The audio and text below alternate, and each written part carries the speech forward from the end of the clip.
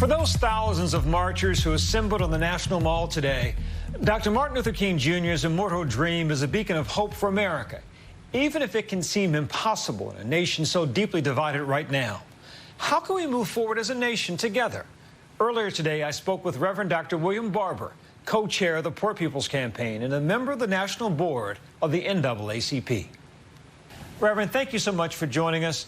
What message do you hope today's march sent? I hope that the nation understands that a march is a sign, it's a penetration point. It's not just the march itself. A march signifies that something is stirring in the nation. And we can't miss what's really happening here. People are coming together, whether it's the March on Washington or Black Lives Matter or Poor People's Campaign. And what we can't miss is we got people being lynched by the police, murdered. We have voter suppression. We have 180,000 people dead from a COVID virus that did not have to do this. We've had people denied stimulus and sick leave, and they're dying from that. We have trillions of dollars given to corporations and not the same amount of money given to communities. Before COVID, we had 140 million poor and low-wealth people, 700 people dying a day, 80 million people uninsured or underinsured, and thousands die for every 1 million that are uninsured. People are dying. Immigrants in concentration camps dying. People dying from climate crisis. Reverend, how concerned are you that this generation will be frustrated by the efforts of today? Because Dr. King spoke so eloquently 57 years ago. John Lewis said, "We want justice, we want it now." But 57 years later, we're still having these same conversations. I think this generation is clear by understanding that what that means is that the fight for justice and freedom is always something upon us. We win, but we have to continue to be vigilant. I think that when I see all of the poor, low-wealth, black and white people from Alabama to Appalachia coming together, cross race, creed, color, when I see the people in the march today diverse and then Black Lives Matter march is diverse, what I see people is saying, wait a minute, we're not giving this country up. We're not giving up on its dreams. We're not giving up on what it said on paper. And we're going to take the baton now. We're not going to accept, for instance, the lies of Trump, the lies about policing, the lies about the real problems with health care and poverty and COVID, and the lies about climate issues. People are saying, no, we're going to tell the truth. We're going to tell the truth, and we're going to resist the attention violence on these areas, and we are going to be the truth tellers today. I think 57 years later, people understand every generation has its Edmund Pettus Bridge.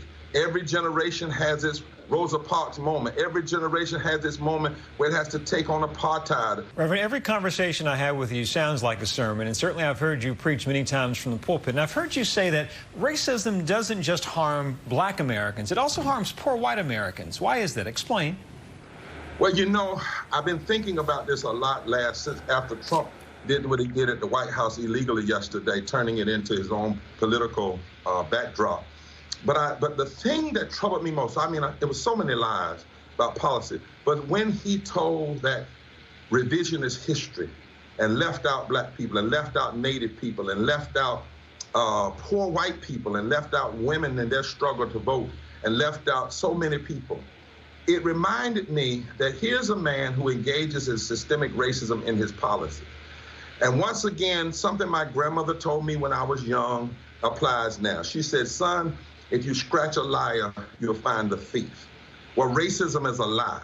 And what we're learning is if you scratch a racist, you'll also find somebody that'll steal your health care, that'll steal your living wages, that'll steal your tax dollars and give it to corporate wealth that never comes back to you, but only goes to buy more stocks for the corporate wealthy and not lift up communities. We've noticed that somebody who's a racist will steal your voter suppression. And guess what? Here's the analysis. If you suppress the vote, racist voter suppression, it's a target at black people and brown people. But Byron, what it does is it allows people to get elected. Not necessarily black people, it allows white people, but extremists to get elected when the vote is suppressed. And once they get elected, they use that power to block health care, to block living wages. And we are the only ones that can turn it around. I hear the passion, intensity, even anger in your voice. Are you hopeful this will happen? We talked about Dr. King, where he moved towards. Many in history would argue that cost him his life. So are you optimistic that we will get there in your lifetime? I'm hopeful. I'm hopeful, and it may cost life. It has cost life.